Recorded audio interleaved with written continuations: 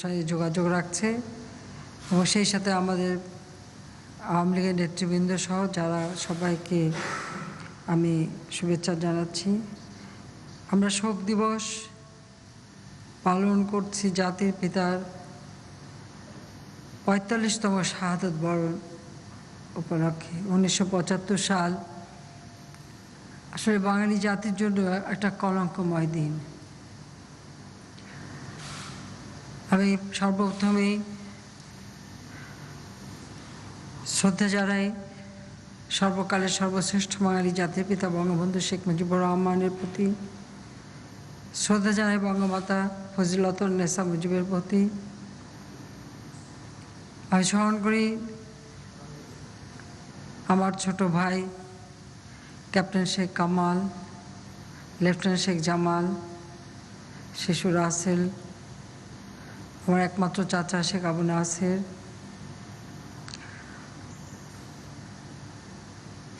আমার বাবার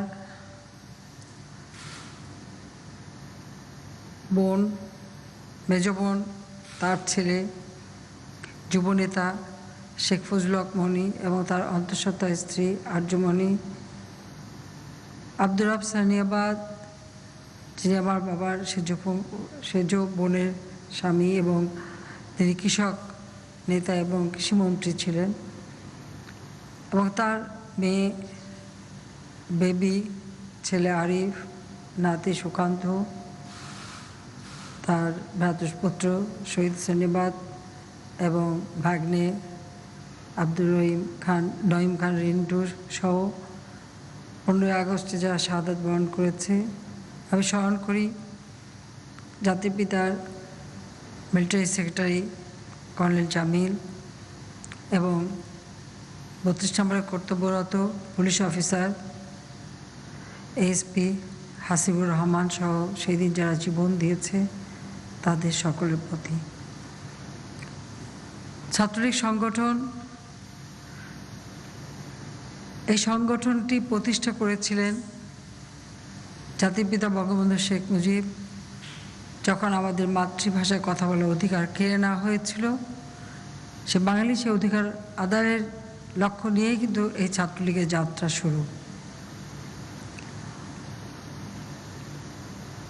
আমাদের স্বাধীনতা আন্দোলনের অগ্রসেনানী হিসেবে সবসময় ছাত্রলীগের ভূমিকা ছিল, কারণ জাতির পিতা বঙ্গবন্ধু শেখ মুজিব সে 48 সাল থেকে যে ভাষা আন্দোলন শুরু করেন এবং সেই সাথে বিশ্ববিদ্যালয়ের 4র্থ শ্রেণীর কর্মচারীদের অধিকার আদায়ের আন্দোলন, আসলে দেখায় না সমগ্র বাংলাদেশব্যাপী তিনি এদেশের কৃষক, শ্রমিক, মেহনতি মানুষ তাদের অধিকার প্রতিষ্ঠার জন্য তিনি সংগ্রাম করে যান।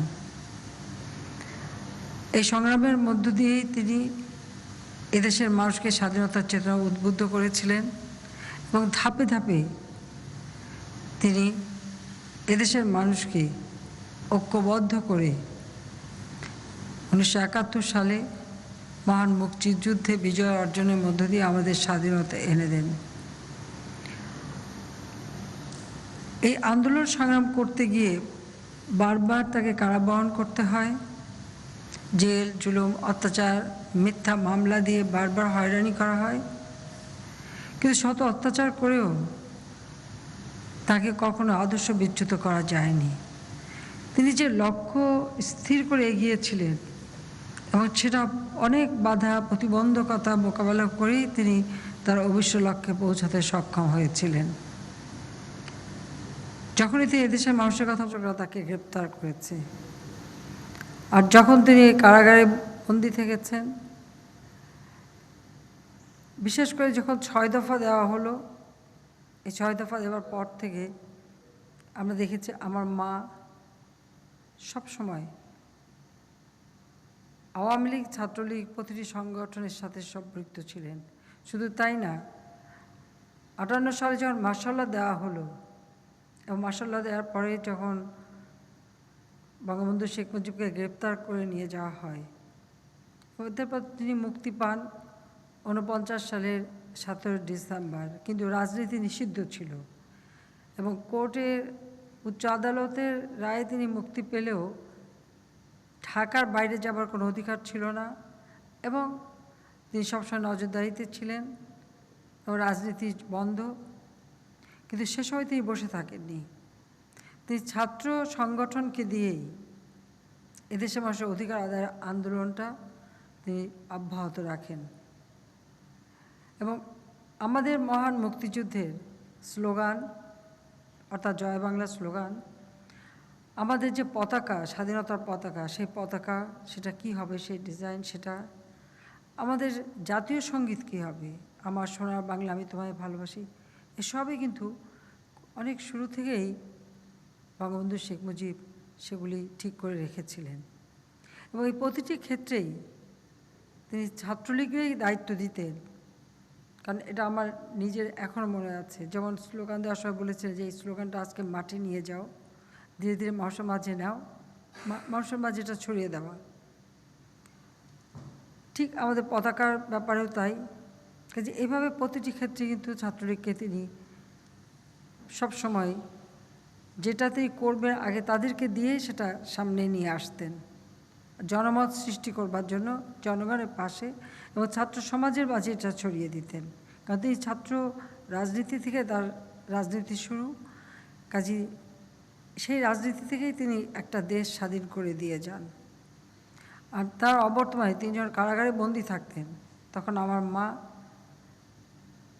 সেই 61-62 সাল থেকেই, যখন শিক্ষা কমিশন রিপোর্ট বাতিল আন্দোলন শুরু হয়েছিল 62 সালে, তখন থেকে দেখেছে আমার মাকে সবসময় ছাত্রলীগকে তিনি সুসংগঠিত করা, ছাত্রলীগকে সহযোগিতা করা এবং ছাত্রলীগকে মাধ্যমে আমার আব্বা যে সমস্ত বার্তাগুলি দিতেন জেলখানা থেকে সেগুলি পৌঁছে দেওয়া, সে কাজটাই তিনি খুব সুচারুভাবে করে দিতেন। এবং প্রয়োজনে এমনকি তিনি, যেমন আমি আগে বলেছি আমার লেখাও আছে, যে নিজে বোরকা পরে সম্পূর্ণ ভিন্নভাবে ছাত্রলীগের সাথে দেখা করার জন্য, নেতাদের সাথে দেখা করার জন্য, বিশেষ করে 6 দফা দেওয়ার পর যখন 7ই জুনের হরতাল, সেই হরতালের যে আয়োজন, সেই আয়োজন করবার জন্য এবং এই আন্দোলনটাকে গড়ে তোলার সমস্ত কাজগুলি তিনি করেছিলেন এবং ছাত্র নেতাদেরকে যত নির্দেশ দেওয়া এবং সেখানে আমার বাবার কাছ থেকে যত নির্দেশনা তিনি শুনতেন, নিয়ে আসতেন এবং সেগুলি দিতেন এবং আমরাও সেই সাথে সাথে সবসময় এই বার্তা পৌঁছে দেওয়ার কাজ করতাম। কাজে আমার মাকে দেখেছি যে তিনি রাজনৈতিকভাবে তার সিদ্ধান্ত নেবার অসীম ক্ষমতা ছিল এবং তিনি বুঝতে পারতেন যে মানুষের অবস্থানটা কোথায়, মানুষ কি চায়, যে কারণে প্রতিটি সময় একটা সঠিক সিদ্ধান্ত নেওয়া, এই সিদ্ধান্ত নেওয়ার ক্ষেত্রে তিনি অটল ছিলেন। এবং তিনি এমন একজন মানুষ, সাধারণত আমরা জানি একটা পরিবারে একজন স্ত্রীর অনেক কিছু চাওয়া থাকে, স্বামীর কাছে অনেক দাবি থাকে, কিন্তু সেখানে আমার মা কোনো দিন সংসারের ব্যাপারে কখনো আমার বাবাকে কোনো ব্যতিব্যস্ত করেননি। সবসময় একটা কথাই বলতেন যে সংসারে তোমাকে ভাবতে হবে না, তোমার যেটা কাজ সে করো, এটা আমি দেখব। আমাদের লেখাপড়া, সংসারের দায়িত্ব, পরিবার পরিজন সব কিছু তিনি নিজের কাঁধে তুলে নিতেন। কোনো দিন আমি বলতে পারবো না যে কোনো দাবি দেওয়া তার ছিল। অথচ ছোটোবেলা বাবা হারিয়েছিলেন, মা হারিয়েছিলেন অল্প বয়সে, এমনকি শেষ পর্যন্ত তার দাদাকেও হারান। মানুষ হয়েছিলেন আমার দাদা দাদির কাছে, কিন্তু কখনো তার কোনো আবদার ছিল না, কোনো চাওয়া পাওয়া ছিল না। বরং তার দাদা তাকে যে সম্পত্তি দিয়ে গিয়েছিল, সেই সম্পত্তি থেকে যে অর্থ তিনি পেতেন, যেটা আমার দাদা গার্জিয়ান ছিলেন এবং তার হাতে তুলে দিতেন, সমস্ত টাকা তিনি আমার বাবাকে দিতেন অথবা পরবর্তী খরচ করতেন এই সংগঠনের জন্য এবং নিজের জন্য। 1 টাকাও কোনোদিন খরচা করতে আমরা দেখিনি। সমস্ত চাওয়া পাওয়ার ঊর্ধ্বে ওঠে এই যে একেবারে নিবেদিত প্রাণ হয়ে তিনি যে আমার মা বাবার পাশে থেকেছেন, তাকে প্রেরণা জুগিয়েছেন, তাকে সমস্ত সাংসারিক ঝামেলা থেকে মুক্ত রেখে তিনি যে রাজনীতি করতে, সেই রাজনীতি থেকে যেন মনোনিবেশ করতে পারে, তিনি যে দেশের স্বাধীনতা চাইতেন, সেই স্বাধীনতার কাজ যেন তিনি সঠিকভাবে করতে পারেন, সে ব্যাপারে আমার মায়ের এক অনবদ্য ভূমিকা রয়েছে। এটা খুব বিরল, কারণ আমরা এমনকি শুধু যে আমাদের ব্যাপারে তা না, যখন সকল নেতারা বন্দী হতো, আমাদের নিজেদের সংসার কিভাবে চলবে সেটা যেমন দেখতেন, আবার অন্য অন্য নেতার বাড়িতে তাদের স্ত্রীরা কেমন আছে, বাচ্চারা কেমন আছে, বাজার করতে পারে কিনা, বাজারে টাকা পৌঁছে দেওয়া, সেটাও কিন্তু তিনি দায়িত্ব পালন করতেন। আওয়ামী লীগের কোনো নেতাকর্মী অসুস্থ হলে তার চিকিৎসার ব্যবস্থা করা, সেটাও তিনি দেখতেন। ঠিক আমি বলবো যে আমার বাবা বোধহয় এরকম একজন সঙ্গী পেয়েছিলেন বলেই তিনি সম্পূর্ণভাবে নিবেদিত প্রাণ হয়ে দেশের সেবা করতে পেরেছিলেন, যেটা খুব ইতিহাসে অনেক বিরল ঘটনা। তাই ছাত্রলীগ প্রতি বছর শোক দিবস পালন করে এবং এই শোক দিবসে ছাত্রলীগ সবসময় আমার মায়ের কথা স্মরণ করে এবং এই দিবসটা তাকে উদ্দেশ্য করেই পালন করা হয়। সেজন্য ছাত্রলীগকে আমি আন্তরিক ধন্যবাদ জানাচ্ছি। কারণ আমাদের যা কিছু প্রাপ্তি বাংলাদেশের মানুষের, এখানে আমি মনে করি আমার মা যদি এভাবে না দাঁড়াতেন তাহলে হয়তো বাংলাদেশ স্বাধীন হতো কি না। কিন্তু তিনি খুব দৃঢ় সংকল্পবদ্ধ ছিলেন যে দেশ স্বাধীন হবে এবং কখনো নিজের কথা তিনি ভাবেননি। 6 দফা দেবার পর পাকিস্তানে থেকে অনেক নেতারা, সেখানে আওয়ামী লীগের সংগঠন ছিল নিখিল পাকিস্তান আওয়ামী লীগ, অনেকেই ঢাকায় এসেছে। 6 দফার পরিবর্তে 8 দফা, আমাদের আওয়ামী লীগের অনেক সিনিয়র নেতারা, অনেক নেতারাই 8 দফার প্রতি ঝুঁকে পড়েছে এবং সেই সময় আমাদের বাসায় মিটিং হয়েছে। সেখানে আমার মার একটাই কথা ছিল যে যিনি 6 দফা দিয়ে গেছেন তিনি আজ কারাগারে। ওই 6 দফার একটা দাড়ি কমা সেমিকোলন এদিক ওদিক হবে না, 6 দফা 6 দফাই থাকবে। তিনি কিন্তু কোনো সংগঠনের কোনো দায়িত্ব ছিলেন না, কিন্তু তার মতামতের একটা দাম ছিল আলাদা। তার এই ঘোষণার পর আমি জানি আমাদের অনেক চাচারা খুব নাখুশ হয়েছিলেন, অনেকে আমাদের সঙ্গে কথাও বলেছেন এ ব্যাপারে যে উনি কী বলছেন, ভুল করছেন। তাহলে উনি ভুল করেন, নিজেরা বলছে সেটাই আছে, ঠিক আছে, 6 দফা তো 6 দফাই হবে। যখন আগরতলা ষড়যন্ত্র মামলা দেওয়া হলো, সেই ষড়যন্ত্র মামলার সময়ও আইয়ুব খান আলোচনা বৈঠক ডাকলো এবং প্যারোলে মুক্তি দিয়ে পাকিস্তানে নিয়ে যাবে আলোচনার জন্য। আমাদের নেতা অনেকেই সেজে গুজে সেই ক্যান্টনমেন্টে তারা গেলেন আমার আব্বাকে বুঝাতে যে এই প্যারোলে যাওয়া উচিত, আইয়ুব খান বসে আছে ওনার সঙ্গে মিটিং করতে। আমার মা খবর পাঠালেন এবং সেই খবরটা আমি নিয়ে গিয়েছিলাম, কারণ আমার ভিতরে যাওয়ার পারমিশন ছিল না। কিন্তু তারপর আমি ওখানে গেটের কাছে যে দাঁড়িয়েছিলাম যে আমার আব্বা যদি একবার আমাকে দেখে তাহলে ঠিক তিনি বুঝবেন যে কোনো একটা বার্তা আমার মা দিয়েছেন। এইটুকু বোঝার একটা তাদের মধ্যে একটা অদ্ভুত আমি বলবো সমঝোতা ছিল। ঠিকই তাই হলো, শুধু একবার একটু কাছে আসতে দিল, আমি খালি বললাম মা এই কথা বলেছেন, বলে ঠিক আছে। তার পরবর্তী যে ঘটনা সেটা আরও মর্মান্তিক, কারণ এই নেতারাই আমাদের বাসায় আসলো। আমার মাকে সরাসরি বলল, আপনি কেমন লোক, আপনি জানেন না ওনাকে মেরে ফেলবে, আপনি তো বিধবা হবেন। মা বলল আমি তো একা বিধবা হব, সঙ্গে আরও 34 জন যে আছে তাদের কি হবে, সেই সাথে বাংলাদেশের কি হবে, আপনারা ভুল করছেন, উনি প্যারোলে যাবেন না, যদি নিতে হয় আগরতলা ষড়যন্ত্র মামলা প্রত্যাহার করতে হবে, তাকে মুক্তি দিতে হবে, তবেই তিনি যাবেন, তাছাড়া যাবেন না, আপনারা দয়া করে ভুল করবেন না। কোনো কোনো নেতা আমার উপরেও খুব রুষ্ট হলেন, আমাকেও জিজ্ঞেস করলেন তুমি কেমন মেয়ে, তুমি চাও না তোমার বাবা ফিরে আসুক? সেদিন খুব শক্তভাবে বলেছিলাম যে হ্যাঁ আমার বাবা ফিরে আসুক, আমি চাই আমার বাবা আমার বাবার মতো মাথা উঁচু করেই আসবে, আপনারা কেন ভুল দিচ্ছেন?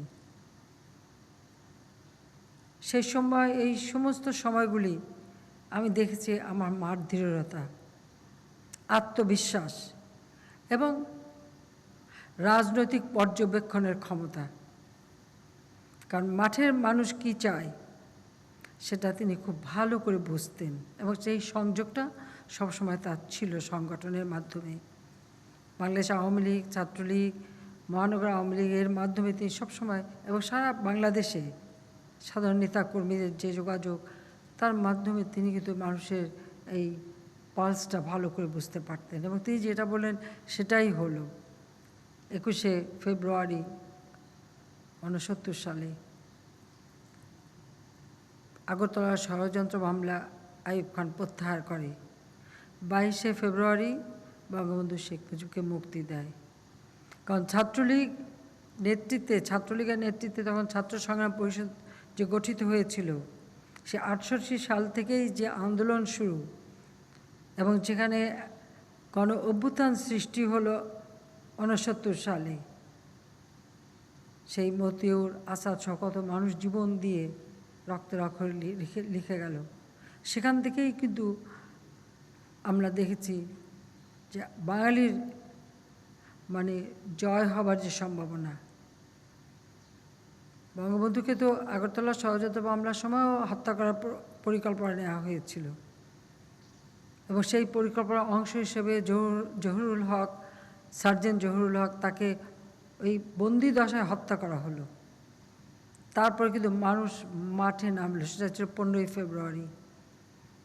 প্রতিবাদের সমগ্র বাংলাদেশ উত্তাল এবং তারই পর্যায়ে কিন্তু বঙ্গবন্ধুকে মুক্তি দিতে বাধ্য হলো এবং সেই যে মিলিটারি কোর্ট বসানো হয়েছিল, সেই কোর্টের প্রধান যিনি বিচারপতি সহ সমস্ত ছাত্র সমাজ যে সেখানে আগুন জ্বালালো, সারা দেশ তখন আন্দোলনে উত্তাল। এবং এরপর 70-এর নির্বাচন। পাকিস্তানিদের একটা ধারণা ছিল তখনও কিন্তু এই দেশে সেই মুসলিম লীগ সহ অনেকগুলি রাজনৈতিক দল মিলে একটা 20 দলীয় ঐক্য জোট করেছিল আওয়ামী লীগের বিরুদ্ধে এবং তাদের কাছে ধারণা ছিল যে 20 দলীয় ঐক্য জোট যখন, তারা তো অনেকগুলি সিট পাবে, কাজেই একক সংখ্যাগরিষ্ঠতা আওয়ামী লীগ কখনো পাবে না। কিন্তু বঙ্গবন্ধু শেখ মুজিব জানতেন এবং তিনি বলেছেন যে মাত্র 2টা সিট আমি হারাতে পারি, বাকি সবই আমি পাবো। ঠিক রেজাল্ট তাই এসেছিল। সমগ্র পাকিস্তানের সংখ্যাগরিষ্ঠতা তিনি পেয়েছিলেন। কিন্তু ভুট্টো, ইহাইয়া তারা তো ক্ষমতা দিতে রাজি না, কারণ বাঙালিরা তাদের কাছে সবসময় অবহেলিত।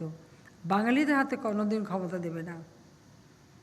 7ই মার্চের সেই ঐতিহাসিক ভাষণ আমি অনেকবার বলেছি, আবারও বলি, কত মানুষের কত পরামর্শ, কেউ লিখিত নোট দিচ্ছেন, কেউ এটা বলছেন, কেউ ওটা বলছেন, সারাক্ষণ। এমনকি কোনো কোনো ছাত্র নেতারাও এসে বলছেন, লিডার এটাই বলতে হবে, নাহলে মানুষ হতাশ হয়ে যাবে। সেসব একজন ছাত্র নেতাকে আমার আব্বা বলেছিলেন, তার কাঁধে হাত রেখে, তার কথাগুলি এখন আমার মনে পড়ে, আমি কেউ পাশাপাশি ছিলাম। বলেছেন, leader should lead the lad, lad should not lead the leader.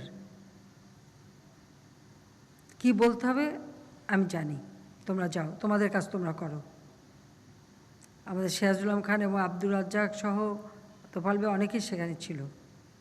সবচেয়ে বেশি লাফাচ্ছিল সিরাজুল আলম খান, তাকেই বঙ্গবন্ধু এই কথাটা বলেছিলেন। কাজী তিনি জানতেন তাকে কী করতে হবে। এবং সেই সময় আমার মা যখন মিটিংয়ে যাবেন, খাবার টাবার দিয়ে তিনি আলাদা একদম সব, যখন কোনো গুরুত্বপূর্ণ মিটিংয়ে যেতেন, আমার মা কিন্তু আমার আব্বাকে সম্পূর্ণ সকলের কাছ থেকে আলাদা করে নিতেন। নিজের ঘরে নিয়ে গেলেন, আমি পাশে পাথার কাছে বসে আস্তে আস্তে মাথায় হাত বুলিয়ে দিচ্ছিলাম, আর মা মোড়াটা টেনে বসলেন পাশে। শুধু বললেন যে তোমার মনে যে কথা আসবে তুমি সেই কথা বলবা, কারণ সারা জীবন সংগ্রাম তুমি করেছো, তুমি জানো কী বলতে হবে। কে কী বললো সে কথা শোনার কোনো দরকার নেই। আর অনেক কথা তখন হলো, কিন্তু মূল কথাটা এটাই ছিল। 7ই মার্চের ভাষণ, সেই ভাষণটা কোনো লিখিত নাই, কোনো নোট নাই, কিছু নাই। কিন্তু সেই ভাষণটাকে যদি আমরা পর্যালোচনা করি, বাঙালির বঞ্চনার ইতিহাস যেমন তিনি বলেছেন, আত্মত্যাগের ইতিহাস বলেছেন, অত্যাচার নির্যাতনের ইতিহাস বলেছেন, এবং ভবিষ্যতে কী করণীয়, অর্থাৎ গেরিলা যুদ্ধ করতে হলে কী কী করতে হবে সেই নির্দেশনাও যেমন তিনি দিয়েছেন, এবং ভবিষ্যতে বাংলাদেশ কেমন হবে তাও তিনি বলে গিয়েছিলেন।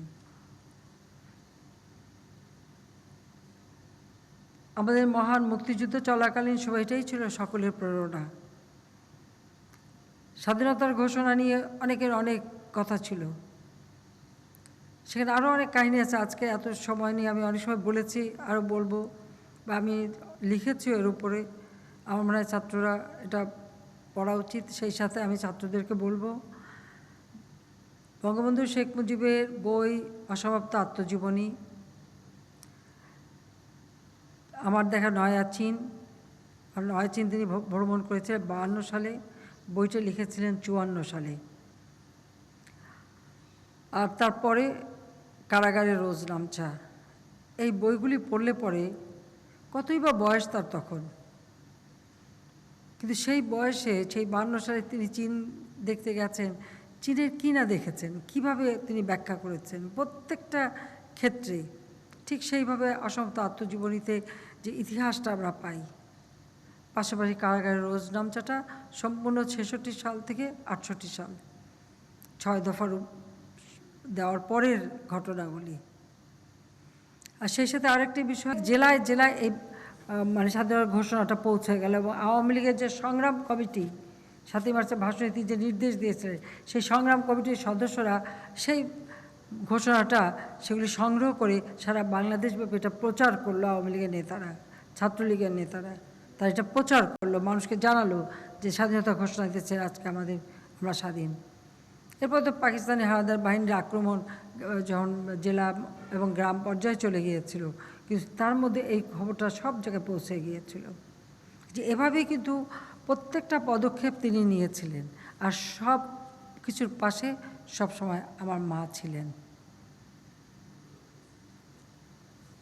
75-এ এই জন্য যখন রাষ্ট্রীয় ক্ষমতার জন্য রাষ্ট্রপতিকে হত্যা করে, কিন্তু একটা গোটা পরিবারকে হত্যা করে নিশ্চিহ্ন করে দেওয়া। আমার দুর্ভাগ্য, আমি আর রেহানা মাত্র 15 দিন আগে দেশ ছেড়ে বিদেশে গিয়েছিলাম। মাত্র 2 মাসের জন্য আমাদের যাওয়া। তারপরে একদিন আমরা শুনলাম আমাদের কেউ নেই, আমরা নিঃস্ব, সব আমাদের শেষ। বিদেশে আমাদেরকে রিফিউজি হিসেবে থাকতে হলো। 6টা বছর পর আমি যখন আওয়ামী লীগ আমাকে সভাপতি নির্বাচিত করলো, আমি ফিরে এলাম। অনেক বাধা অতিক্রম করে আসতে হয়েছে। আমি আসার পরে জিয়াউর রহমান কিন্তু আমাকে 32 নম্বরে ঢুকতে দেয়নি। আমি যে 32 নম্বরে মিলাদ পড়ব বা দোয়া করব সেটাও দেয়নি, তালা চাবি দেওয়া হয়েছিল। কিন্তু এই 15 আগস্টের হত্যাকাণ্ড, সেই সাথে সাথে কিন্তু মানে মিথ্যা বানোয়াট কুৎসা রটনা, নানা ধরনের কথা। এবং আমরা কি দেখলাম, স্বাধীনতা বিরোধী যারা, পরাজিত শক্তি যারা, পাকিস্তানিদের দোসর যারা ছিল, আলবদর রাজাকার যারা বানিয়েছিল, তারাই কিন্তু ক্ষমতায় আসলো। আর বেঈমান মুনাফিকি করলো খন্দকার মোস্তাক রাষ্ট্রপতি হওয়ার লোভে, আর জিয়াউর রহমান তার দোসর কর্নেল ফারুক রশিদ তাদের মানে আসল তাদের হাতের লোক, যাদের মাধ্যমে এই ঘটনা 15 আগস্ট ঘটানো হলো। এবং কর্নেল ফারুক আজকে বিএনপি যতই গলাবাজি করুক, সত্যকে তারা চাপা দেবে কীভাবে? কর্নেল ফারুক আর রশিদ তো বিবিসির অ্যান্থনি মাসকারনাহাসের সাথে যে ইন্টারভিউ দেয়, সেখানে তারা নিজেরাই বলছে যে জিয়া তাদের সাথে ছিল, জিয়া তাদেরকে এগিয়ে যেতে বলছে, এবং জিয়া তাদেরকে সব রকম সহযোগিতা করেছে। কাজে বিএনপি এখন এটা অস্বীকার করতে পারে না। এটা তো যারা খুনি তাদের মুখেরই কথা। এবং পরবর্তীতে আরও অন্যান্য খুনিদের তাদের যে বিভিন্ন জবানবন্দিতে পেয়েছেন যে কীভাবে জিয়া তাদের সাথে ছিল। এবং এটা তো আরও স্পষ্ট যে খন্দকার মোস্তাক রাষ্ট্রপতি হলো একেবারে সম্পূর্ণ ইলিগালি, মানে অবৈধভাবে, আবার জিয়ারে বানালো সেনাপ্রধান। তো বেঈমানরা কখনো বেশি দিন থাকতে পারে না। মোস্তাককে যখন বিদায় নিতে হলো, আর জিয়ার হাতে কারাগারে 4 নেতা হত্যা হলো, এবং আমাদের যে মুক্তিযোদ্ধা যত অফিসার ছিল সেনাবাহিনীতে, আমাদের ব্রিগেডিয়ার হুদা, হায়দার, খালেদ মোশাররফ থেকে শুরু করে সমস্ত যারা মুক্তিযুদ্ধে তাদের এক একটা অবদান ছিল, এক এক করে জিয়াউর রহমান সবাইকে হত্যা করেছে। ছাত্র সমাজের হাতে অস্ত্র তুলে দিয়েছে। মেধাবী ছাত্র এক হাতে পুরস্কার দিয়েছে, আর এক হাতে অর্থ তুলে দিয়েছে, তাদেরকে ব্যবহার করেছে।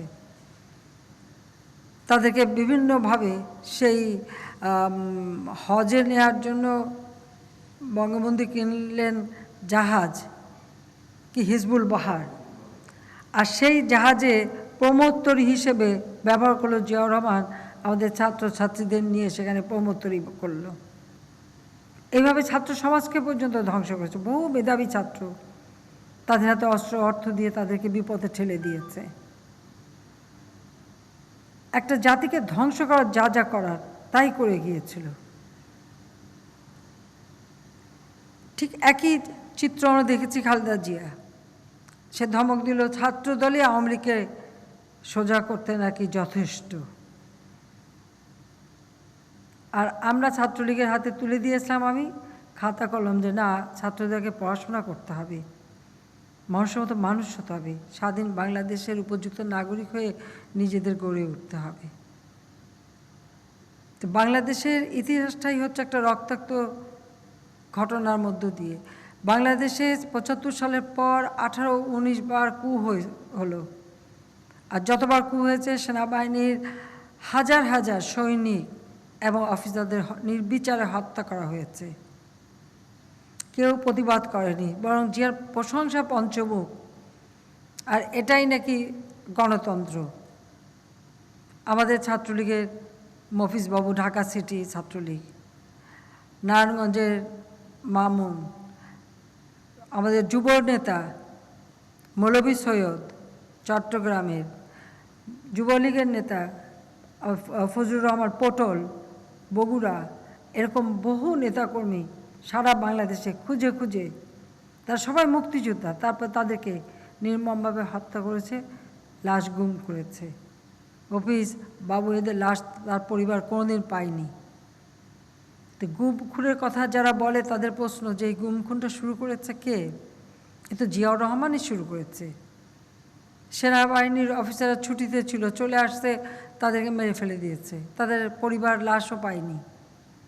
সাধারণ সৈনিক, তাদেরকে হত্যা করেছে, তাদের পরিবার লাশ পায়নি, এবং তারাও চাকরি করছে, আর কিচ্ছু পায়নি, মানবিত জীবনযাপন করেছে তারা। এইভাবে সারা দেশকে তারা রক্তাক্ত করেছে শুধু ক্ষমতাকে নিষ্কণ্টক করবার জন্য। আর তার একই চরিত্র দেখি খালেদা জিয়ার, একের পর এক রকম হত্যাকাণ্ড। অপারেশন ক্লিন হার্টের নামে কত মানুষকে হত্যা, এবং সেখানে ইন্ডেমনিটি। বঙ্গবন্ধুর হত্যাকারীদের ইন্ডেমনিটি দিয়ে গিয়েছিল জিয়াউর রহমান এবং পুরস্কৃত করেছিল। আর খালেদা জিয়া 2001 সালে ক্ষমতায় এসেই অপারেশন ক্লিন হার্টের নামে যাদেরকে দিয়ে এরকম মানুষ হত্যা করিয়েছে তাদেরকে আবার ইন্ডেমনিটি দিয়েছে, পুরস্কৃত করেছে। কাজে এদের জিয়ার স্ত্রী, জিয়ার ছেলে সবগুলিই হচ্ছে তাদের হাতে রক্তের দাগ, এবং তারা এভাবেই রাজনীতি করেছে। শিক্ষা দীক্ষা তো নাই, শুধু এই গুন্ডামি আর অত্যাচার আর এই খুনের রাজত্বই তারা কায়েম করতে চেয়েছিল। এবং তাদের অপকর্ম, এটা তো ভাষায় বর্ণনা করা যাবে না। অগ্নি সন্ত্রাসে মানুষকে পুড়িয়ে পুড়িয়ে হত্যা করেছে। আমি এইটুকু বলবো যে এই দেশটাকে আমরা চেয়েছি জাতির পিতার আদর্শ নিয়ে যেন দেশটা এগিয়ে যায়, সেই জন্য আমাদের সকল প্রচেষ্টা। আমরা ক্ষমতা আসার পরে আমরা তো প্রতিশোধ নিতে যাইনি, আমরা দেশের উন্নয়নের দিকে নজর দিয়েছি। শিক্ষা দীক্ষা সব দিক থেকে যে জাতি যেন এগিয়ে যায় সেদিকে আমরা নজর দিয়েছি। আমরা দেশকে খাদ্য স্বয়ংসম্পূর্ণ করেছি। 98 সালে যখন প্রথম দেশকে খাদ্য স্বয়ংসম্পূর্ণ করলাম, পার্লামেন্টে খালেদা জিয়া, তার অর্থমন্ত্রী সাইফুর রহমান, তারা বলল খাদ্যে স্বয়ংসম্পূর্ণ ভালো না, বিদেশ থেকে সাহায্য পাওয়া যাবে না। তা আমি ওটা বললাম, জাতিপিতা বলেছেন ভিক্ষুক জাতির ইজ্জত থাকে না, তা আমরা ভিক্ষা করে চলতে চাই না, নিজের পায়ে দাঁড়াতে চাই। এটা হচ্ছে রাষ্ট্রীয় নীতির ব্যাপার, এবং এটা যে ইচ্ছে করলে পাওয়া যায় সেটা আমরা প্রমাণ করেছি, যে একটা দেশকে সুষ্ঠুভাবে পরিচালনা করলে সম্মান ফিরে আসায়।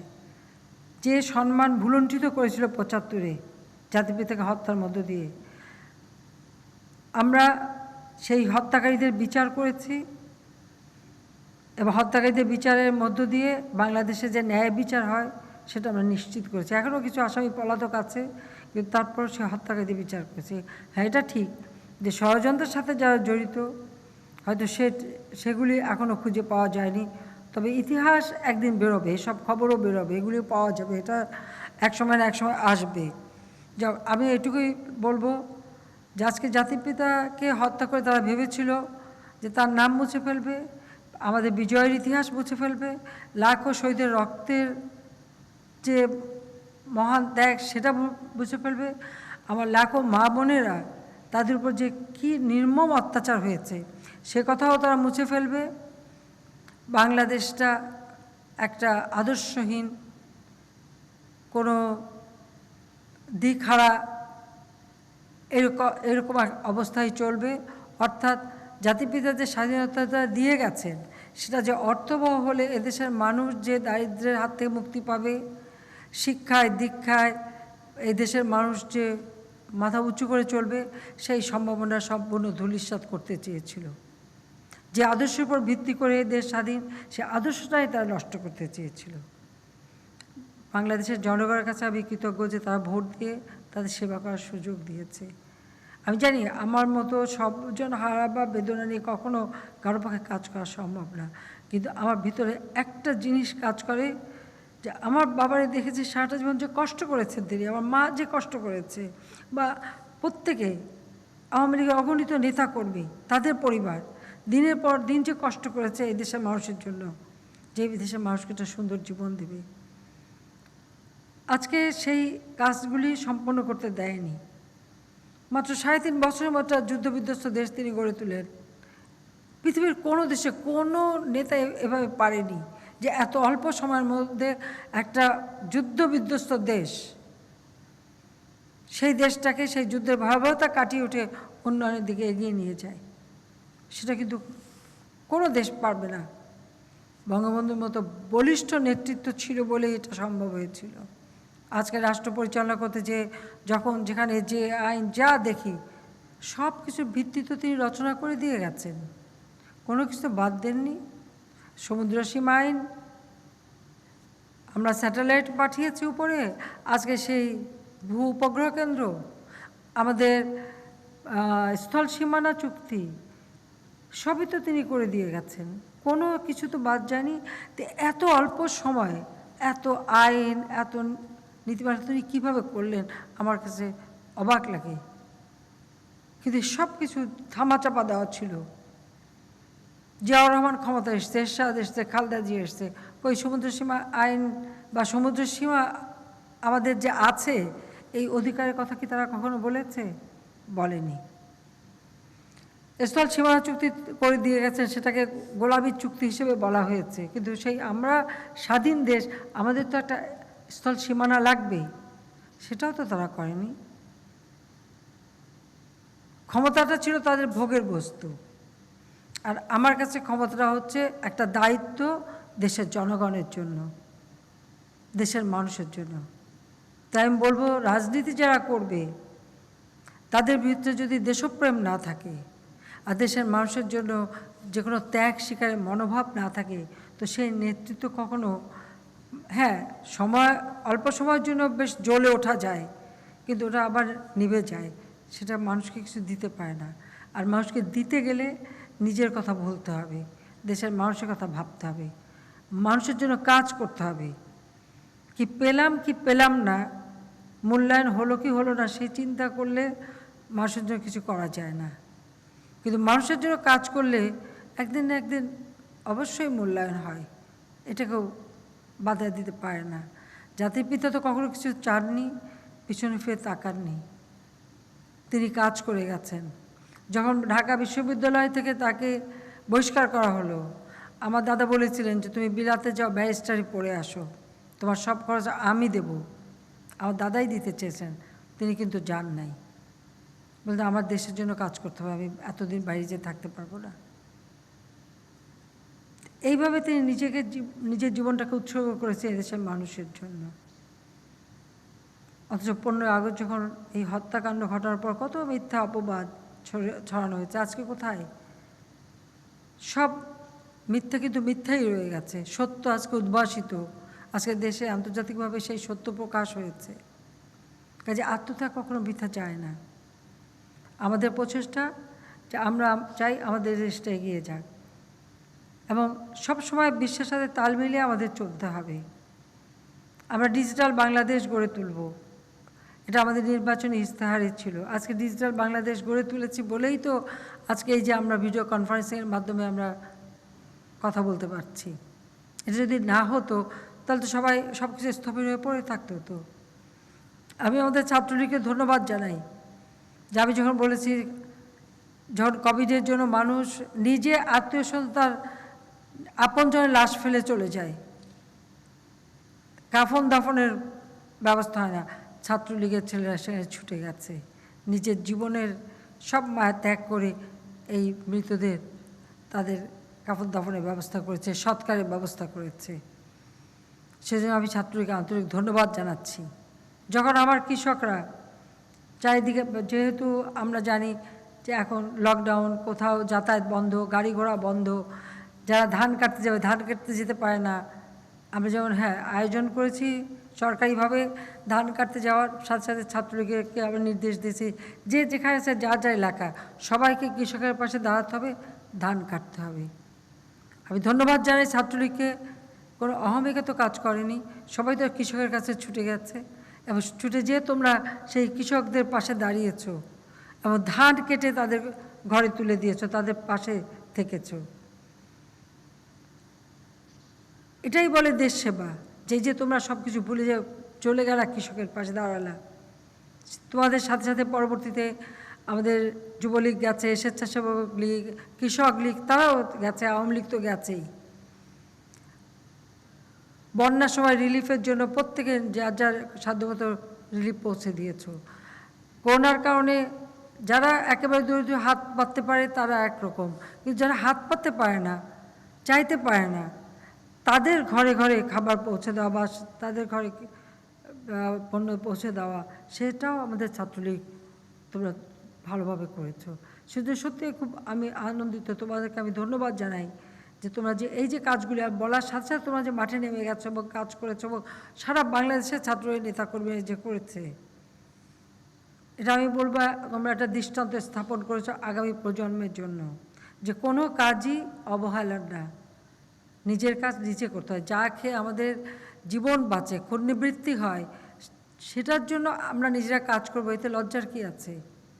এ কাজ কখনো কোনো কাজ অবহেলার না, কিন্তু তোমরা সেটা করতে পেরেছো। মানে এই যে একটা ভয় বা ভীতি কাজ করেনি, অহমিকা কাজ করেনি, সেগুলি জয় করে মানুষের পাশে দাঁড়ানো, এটাই তো সবথেকে বড় কথা। সেটা তোমরা করতে সক্ষম হয়েছো। আমরা চেষ্টা করে যাচ্ছি, ইতিমধ্যে আমরা বাজেট দিয়েছি, যদিও স্কুল ক্লাস নাই তবুও আমরা কিন্তু আমাদের ছাত্রছাত্রীদের উপবৃত্তি সেটা আমরা দিয়ে যাচ্ছি।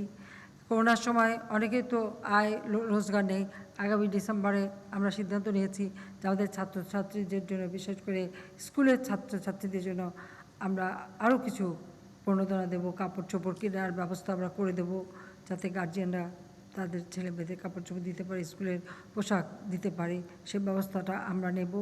সেই সাথে সাথে আমাদের শিক্ষা ব্যবস্থাটাকে আমরা ব্যাপকভাবে সম্প্রসারণ করেছি।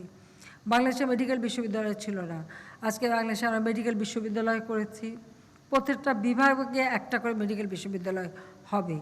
আমরা ভোকেশনাল ট্রেনিংকে সবথেকে গুরুত্ব দিয়েছি, আমরা শিক্ষা নীতিমালা নিয়েছি, সেখানে আমরা ট্রেনিংয়ের ব্যবস্থা করছি। পলিটেকনিক ইনস্টিটিউট, ইঞ্জিনিয়ারিং কলেজ এবং আমরা টেকনিক্যাল কলেজ, ভোকেশনাল ট্রেনিংয়ের জন্য স্কুল কলেজের ব্যবস্থা করে স্বল্পকালীন, দীর্ঘমেয়াদী নানাভাবে এবং ডিপ্লোমা কোর্স আমরা সেটা চালু করছি। আমরা ডিজিটাল বিশ্ববিদ্যালয় করে দিয়েছি। আমরা ইঞ্জিনিয়ারিং কলেজ, এগ্রিকালচার ইউনিভার্সিটি কিন্তু খুব মাত্র একটা ছিল, আমি প্রথম টার্মে এসে আরও দুটো করি, এরপর আরও অনেকগুলি এগ্রিকালচার মানে আমরা কৃষি বিশ্ববিদ্যালয় তৈরি করে দিয়েছি, যেটা আমাদের সবথেকে বেশি প্রয়োজন। গবেষণার উপরে আমরা গুরুত্ব দিয়েছি এবং গবেষণার জন্য আলাদা বাজেট আমরা রেখেছি। আর যতই আমরা উন্নতি করি, সায়েন্স এবং টেকনোলজি এটা না শিখলে কখনো মানে আমরা এগোতে পারবো না, যুগের সঙ্গে তাল মেলাতে পারবো না। আমরা সায়েন্স অ্যান্ড টেকনোলজি ইউনিভার্সিটিও আমরা তৈরি করে দিয়েছি। আমরা veterinary and animal science, digital, ইসলামী আরবি, মেরিটাইম, প্রফেশনাল এবং সেই সাথে সাথে বঙ্গবন্ধু এভিয়েশন ও অ্যারোস্পেস ইউনিভার্সিটি সেটাও আমরা করে দিচ্ছি। ফ্যাশন টেক্সটাইল ইউনিভার্সিটি সেটা করে দেওয়া হচ্ছে। এরকম বিষয়ভিত্তিক অনেক পাবলিক এবং বেসরকারি খাতে আমরা বিশ্ববিদ্যালয় করে উচ্চশিক্ষার সুযোগ সৃষ্টি করে দিচ্ছি। সাথে সাথে আমাদের ছেলেমেয়েরা যাতে বহুমুখী শিক্ষাটা নিতে পারে এবং কর্মসংস্থান বাইরে যেতে হয়, স্কিল্ড যাতে হয় তার ব্যবস্থা আমরা করে দিচ্ছি। আজকে আমরা স্যাটেলাইট দিয়েছি, আমরা সাবমেরিন কেবল দিচ্ছি, 1 হয়ে গেছে, 2 ব্রডব্যান্ড নিয়ে আসছি, এখন প্রতি ইউনিয়ন পর্যায় পর্যন্ত আমরা পৌঁছে দিচ্ছি। আউটসোর্সিংয়ের মাধ্যমে আমাদের ছেলেমেয়েরা আজকে অর্থ উপার্জন করতে পারে। 9টা ভাষা দিয়ে অ্যাপস তৈরি করে দেওয়া হয়েছে, বিভিন্ন ভাষার সাথে শিখতে পারে। অর্থাৎ শিক্ষার মাধ্যমে আমাদের দেশকে আমরা এগিয়ে নিয়ে যেতে চাই, সেদিকে লক্ষ্য রেখে আমরা বিভিন্ন ব্যবস্থা হাতে নিয়েছি। আমরা বিনা পয়সায় বই দিচ্ছি আমাদের ছাত্রছাত্রীদের। পৃথিবীর কোনো দেশ এত বই একসাথে দিতে পারে আমি জানি না, কিন্তু আমরা সেটা দিয়ে যাচ্ছি। কেন দিচ্ছি? কারণ শিক্ষা হচ্ছে যে কোনো একটা জাতির মেরুদণ্ড। শিক্ষা ছাড়া কোনো জাতি উন্নতি করতে পারে না। আর জাতি যখন শিক্ষিত হবে তখনই দেশ এগোবে। প্রথমবার সরকার আসার পরে উদ্যোগ নিলাম, মাত্র 45% শিক্ষা সাক্ষরতার হার ছিল। অল্প সময়ের মধ্যে 65.5% উন্নীত করতে সক্ষম হয়েছিলাম। ইউনেস্কো আমাদের পুরস্কারও দিয়েছিল। দুঃখের বিষয় 2001-এ আমরা ক্ষমতা আসতে পারিনি, বিএনপি আসলো, সাক্ষরতার হার যথারীতিভাবে আবার কমিয়ে দিল। দ্বিতীয়বার ক্ষমতা এসে শিক্ষা নীতিমালা দিলাম, মাদ্রাসা শিক্ষা তাকেও আমরা স্বীকৃতি দিয়েছি, কারণ তারাও আমাদের ছেলে মেয়ে এই দেশের, তারাও একটা স্বীকৃতি দাবি করতে পারে, আশা করে, সেটাও তাদের ব্যবস্থা করে দিচ্ছি। তাদেরও শিক্ষা আধুনিক করে দিচ্ছি। সেই সাথে ছেলে মেয়েদের শিক্ষাকে আমরা মাল্টিমিডিয়া ক্লাসরুম, আমরা বিভিন্ন এই বিশেষ করে আমাদের আইটি সেক্টরটা, ডিজিটাল সেক্টরটা, এই সেক্টরের উপর বেশি গুরুত্ব দিয়েছি, কারণ এটাই এখন আধুনিক যুগে সবথেকে বেশি প্রয়োজন। এখানে কর্মসংস্থান যেমন হয়, আবার আমরা বিদেশীয় অর্থ উপার্জনও করতে পারি, আবার এই ডিজিটাল পদ্ধতিটার মাধ্যমেই কাজ করতে পারি। সেটা আজকে প্রমাণ হলো এই কোভিড-19 অর্থাৎ করোনা ভাইরাসের কারণে, যেখানে আমরা সম্পূর্ণ স্থবির হয়ে যেতাম, কিন্তু এই ডিজিটাল পদ্ধতির কারণেই কিন্তু আমরা আমাদের অর্থনীতির চাকা যেমন সচল রাখতে সক্ষম হচ্ছি, উন্নয়নের কাজও আমরা কিছু কিছু করে যেতে পারছি, যা সম্ভবই হচ্ছে শুধু এই কারণেই। আজকে বিদ্যুৎ আমরা 97% মানুষের ঘরে পৌঁছে দিয়েছি। আমাদের লক্ষ্য জাতির পিতার জন্ম শতবার্ষিকী আমরা হয়তো সেভাবে উদযাপন করতে পারিনি, কিন্তু আমরা প্রত্যেকটা ভূমিহীন মানুষের ঘর তৈরি করে দেব, আর সেই সাথে প্রত্যেকের ঘরে বিদ্যুতের ব্যবস্থা আমরা করে দেব, কোনো মানুষ গৃহহারা থাকবে না। আর সেই সাথে বৃক্ষরোপণের কথা আমরা ঘোষণা দিয়েছি। আমি আবারও ছাত্রলীগকে ধন্যবাদ জানাই, ব্যাপকভাবে তোমরা সবাই বৃক্ষরোপণ করে যাচ্ছ, এবং এটা কিন্তু অব্যাহত রাখতে হবে। পরিবেশ রক্ষা করা এটা আমাদের দায়িত্ব, এবং এই কাজটা ছাত্রলীগকে সবসময় করে যেতেই হবে। অনবরত যার যার নিজের এলাকায় লাগাও, কিন্তু গাছ লাগানো এবং প্রকৃতির ভারসাম্য রক্ষা করা। আরেকটা হচ্ছে যে করোনা ভাইরাসের কারণে যে অর্থনৈতিক একটা সারা বিশ্বব্যাপী মন্দা দেখা দিচ্ছে, বাংলাদেশে আমি বলে দিচ্ছি আমাদের জমি আছে, আমাদের ফসল উৎপাদন করে নিজের খাবারের ব্যবস্থাটা নিজেরা আমরা করব, যাতে করে এই খাবারের জন্য হাহাকার না হয়, মানুষের দ্বারস্থ না হতে হয়। তার জন্য আমাদের ব্যবস্থা আমাদের নিজেদেরই করে যেতে হবে। পেটে খেলে পেটে সয়, এটাই তো বলে, কাজে সেইটাও আমাদের করতে হবে। কাজে যে যেখানে আছে 1 ইঞ্চি জমি যেন অনাবাদি না থাকে, এবং যে যেটা পারে সেটা করতে হবে। এবং ছাত্রলীগকে আমি এটা বলবো যে লেখাপড়া শিখতে হবে। হ্যাঁ, এখন যেহেতু ক্লাস বন্ধ, স্কুল বন্ধ, আমরা অনলাইনে কিছু ক্লাসের কোনো কোনো বেসরকারি বিশ্ববিদ্যালয় শুরু করেছে। আমরা টেলিভিশনের মাধ্যমে ক্লাস নিচ্ছি, যেমন সংসদ টেলিভিশন, এখন সংসদ বেশি চলে না, কাজে সারাদিন সেখানে বিভিন্ন ক্লাসগুলি হচ্ছে, সেগুলি সবাই যারা স্কুলে আছে অনুসরণ করতে পারে। কিন্তু পড়াশোনা তারপরেও চালিয়ে যেতে হবে, কারণ পড়াশোনা অভ্যাসটা যেন নষ্ট না হয়।